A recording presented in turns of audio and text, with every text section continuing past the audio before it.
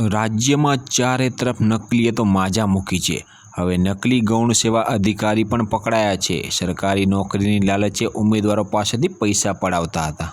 રાજ્યમાં સરકારી ભરતીના નામે પૈસા લેવાતા હોવાનું એક નવું કૌભાંડ સામે આવ્યું છે, જેમાં મહીસાગર જિલ્લામાં પૈસા લીધા હોવાની ફરિયાદ અમદાવાદમાં નોંધાયાની માહિતી મળી રહી છે। ગૌણ સેવા પસંદગી મંડળના અધિકારી નામે વિપુલ મકવાણા રૂપિયા ઉઘરાવતો હતો। વિપુલ મકવાણા નામના વ્યક્તિએ અલગ અલગ ઉમેદવારો પાસેથી ગૌણ સેવા અને પોલીસમાં ભરતી કરવા માટે રૂપિયા લીધા હોવાનો ઘટસ્ફોટ થયો છે। સમગ્ર કૌભાંડમાં વિપુલ મકવાણાએ ભરતીના નામે ઉમેદવારોને પાસેથી રૂપિયા લઈને કામ થતાં અને રૂપિયા પરત આપતા પોલીસ ફરિયાદ નોંધાઈ છે। સમગ્ર કાંડ પરથી પડદો ઉચકાતા ગૌણ સેવા પસંદગી મંડળના પૂર્વ અધિકારી પણ ખુલીને સામે આવ્યા છે।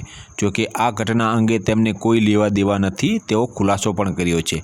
હાલમાં અનેક વિભાગમાં નકલી અધિકારીઓ ફૂટી નીકળ્યા છે। નકલી સીબીઆઈ, નકલી સીઆઈએસએફ, નકલી પીએમઓ, નકલી પીઆઈ, નકલી કચેરીઓ સામે આવ્યા બાદ ગૌણ સેવા પસંદગી મંડળમાં પણ નકલી અધિકારી રૂપિયા ઉઘરાવતો હોવાનો ઘટના સામે આવી છે।